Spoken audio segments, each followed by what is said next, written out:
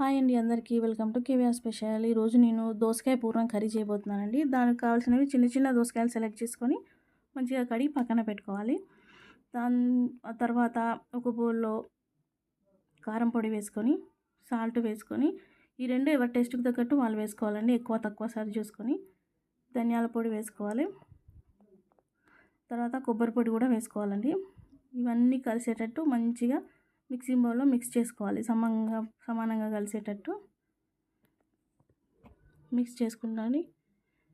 పసుపు కూడా వేసుకోవాలండి. ఇది ఫస్టే వేసుకోవాలి, మిస్ అయింది. మొత్తం కలిసేటట్టు కలిపి దోసకాయలు ఈ వీడియోలో చూపించిన విధంగా స్టఫ్ చేసుకోవాలి.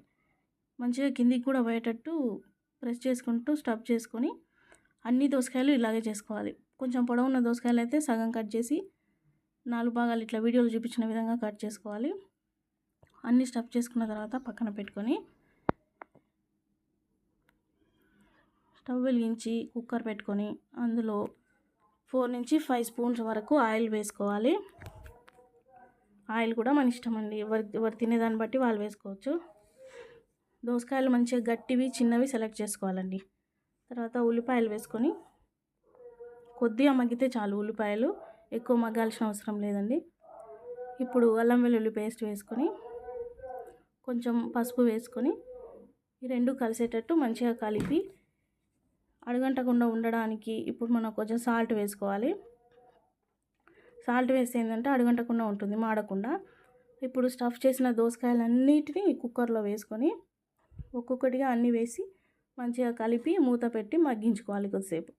కొద్దిసేపు మగ్గిన తర్వాత మూత తీసి అటు ఇటు మళ్ళీ తిప్పుతూ మగ్గించుకోవాలి. కిందంగా కూడా ఉడకాలి కదా, అందుకని మగ్గించుకోవాలి. స్టఫ్ చేసిన తర్వాత మిగిలిన మిశ్రమాన్ని కూడా మళ్ళీ ఇందులో చల్లుకొని కొద్దిగా వాటర్ వేసుకొని మనకు తగినన్ని వాటర్, ఎంత గ్రేవీ కావాలంటే అంత వేసుకొని మూత పెట్టి 3 నుంచి 4 విజిల్స్ వచ్చేంత వరకు ఉడికించుకోవాలి. నాకైతే 4 విజిల్స్కి ఉడికిందండి. ప్రెషర్ అంతా పోయిన తర్వాత మూత తీసి చూడండి బాగా ఉడికిపోయింది. మంచిగా కొత్తిమీర చల్లుకొని సర్వ్ చేసుకోవడమే. అంతేనండి, దోసకాయ పూర్ణం కర్రీ రెడీ అయిపోయింది. దోసకాయ ప్రియులకు మాత్రం మంచి కర్రీ అండి, ఇది మంచిగా తినొచ్చు, చాలా టేస్టీగా ఉంటుంది. ఇది అన్నంలో వేసుకొని తినాలి, చాలా బాగుంటుందండి. మీరు ట్రై చేయండి. బాయ్ అండి అందరికీ.